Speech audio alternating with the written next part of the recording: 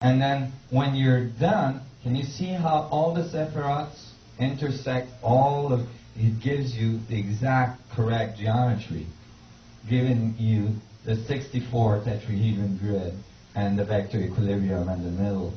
That's just fantastic. That's just fantastic. I was just mind blown.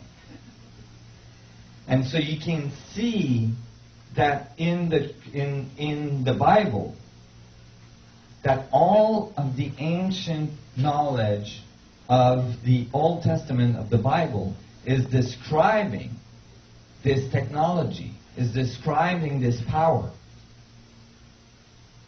A crystal full of eyes, right?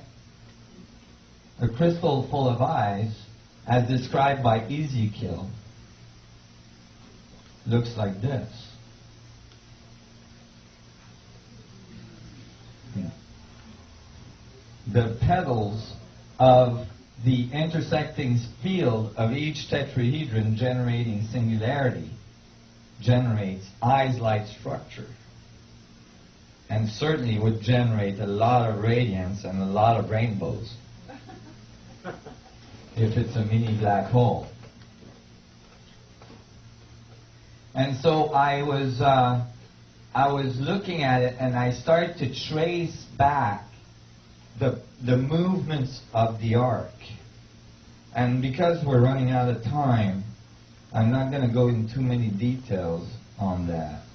But the ark seemed to have moved from one place to the other, and every time it would move from one place to the other, the symbol of the star tetrahedron, the Star of David, would change name. For instance, the ark went to Zion. The star tetrahedron was called the Star of Zion. Then the ark went to Solomon. The star tetrahedron was called the Shield of Solomon. Then the ark went to David, and the star tetrahedron was called the Star of David.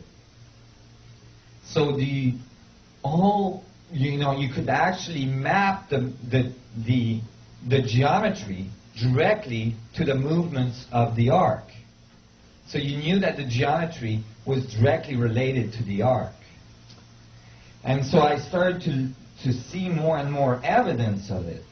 And I looked in the Bible further and further, and I saw that they actually brought the ark to the Temple of Solomon, and then they built a huge water container in the back of the Holy of Holies. It was called the Little Sea because it was so big.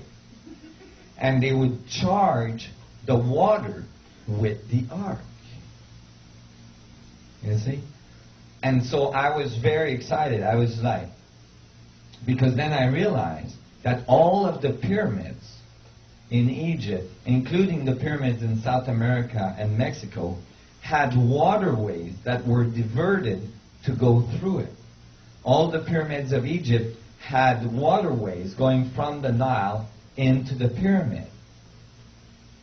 So they were charging the water with the ark, and then they would allow the water to be used in the fields, and they would get incredible crops.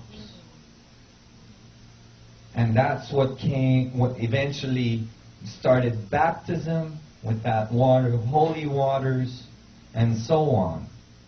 And incredible crops. Every year at Yom Kippur, the ark would be taken out of the Temple of Solomon and brought to the waters that they would irrigate the fields with for the rest of the year.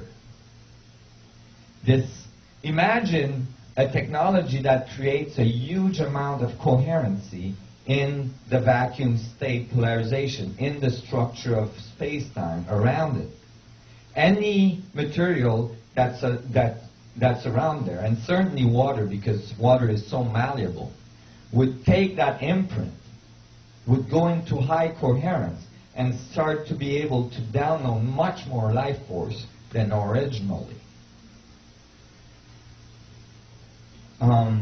So I started to, I could see how this all evolution. So I'm going to jump ahead.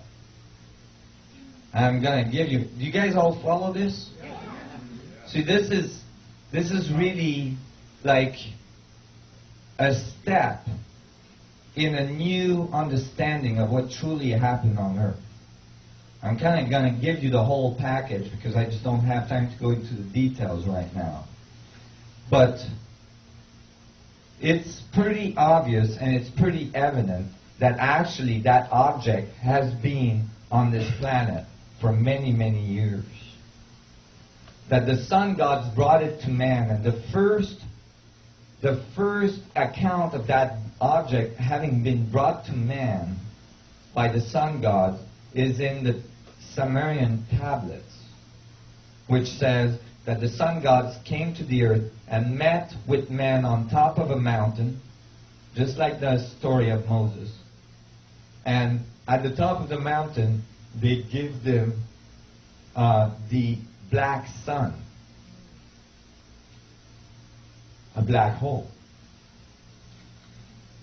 And you know, the tree of knowledge in the temple, in the Garden of Eden. The tree of knowledge is the Kabbalistic tree that we just saw decoded. The tree of knowledge was that crystal power that was charging the water and charging the food and generating the Garden of Eden. I believe that advanced civilization found this planet, and the planet was not very evolved.